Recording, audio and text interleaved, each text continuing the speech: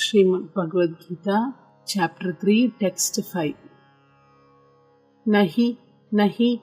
kaschit, kaschit, shanam, shanam, api, api, nahi kaschit, shanamapi, shanamapi, nahi kaschit, shanamapi, nahi kaschit, shanamapi, jatu, jatu, tishtatya, tishtati, jatu tishtati, jatu tishtati, akarma, akarma, krit, krit, akarma krit, akarma krit, jatu tishtatya karma krit, jatu tishtatya karma krit, nahi kaschit shanamapi, jatu tishtatya karma krit,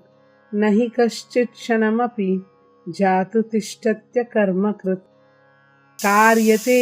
कार्यते हे हे अवशः अवशः कर्म कर्म कार्यते ह्यवशः कर्म कार्यते ह्यवशः कर्म कार्यते ह्यवशः कर्म सर्व सर्व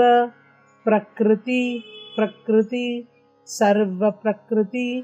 सर्व प्रकृति जैर जैर गुणै गुणै सर्व प्रकृतिर जैर गुणै सर्व प्रकृति जैर गुणै सर्व प्रकृति जैर गुणै कार्यते ह्यवशः कर्म सर्व प्रकृतिर जैर गुणै कार्यते ह्यवशः कर्म सर्व प्रकृतिर जैर गुणै कार्यते ह्यवशः कर्म सर्व प्रकृति जैर गुणै नहि कश्चित् क्षणमपि जातु तिष्ठत्य कर्म कृत् कार्यते ह्यवशः कर्म सर्व प्रकृतिर्जैर्गुणै नहि कश्चित् क्षणमपि जातु तिष्ठत्य कर्म कृत् कार्यते ह्यवशः कर्म सर्व प्रकृतिर्जैर्गुणै नहि कश्चित् क्षणमपि जातु तिष्ठत्य कर्म कृत् कार्यते ह्यवशः कर्म सर्व प्रकृतिर्जैर्गुणै नहि कश्चित् क्षणमपि जातु तिष्ठत्य कर्म कृत्